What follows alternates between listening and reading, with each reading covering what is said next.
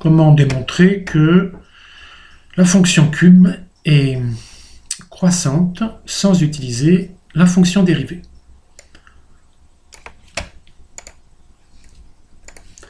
Soit petit a différent de b. Je pose donc f de x égale x cube, la fonction cube. On va calculer f de a moins f de b.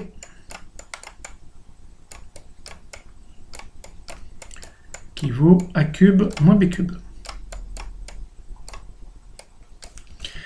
Il s'agit bien entendu d'un produit remarquable.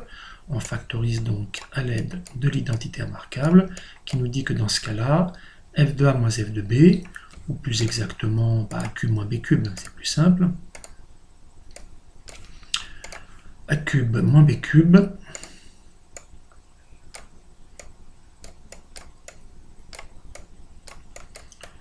est égal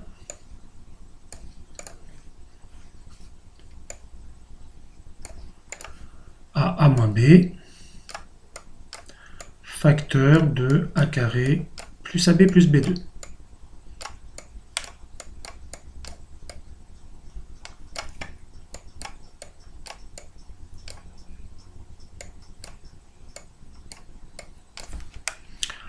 Ensuite, il suffit de calculer le taux de variation. Nous savons que grand T, le taux de variation, c'est f de a moins f de b sur a moins b.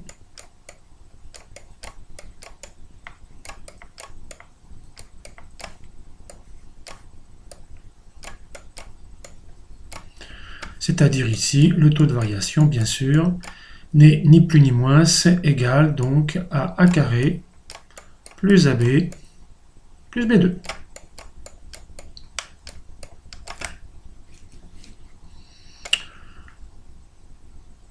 Une mise sous forme canonique élémentaire nous donne donc que le taux de variation t vaut a plus b sur 2 le tout au carré moins b2 sur 4 plus b2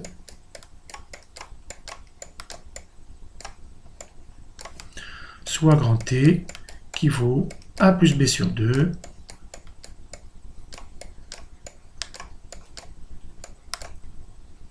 plus 3b2 sur 4. J'affirme que ce taux de variation grand T est strictement supérieur à 0, ce qui prouve le fait que la fonction cube est strictement croissante. Pour quelle raison? Déjà, la somme de deux carrés est toujours bien sûr positive ou nulle, et elle ne peut être nulle que si chaque carré est nul, c'est-à-dire si b égale 0 et a plus b sur 2 égale 0.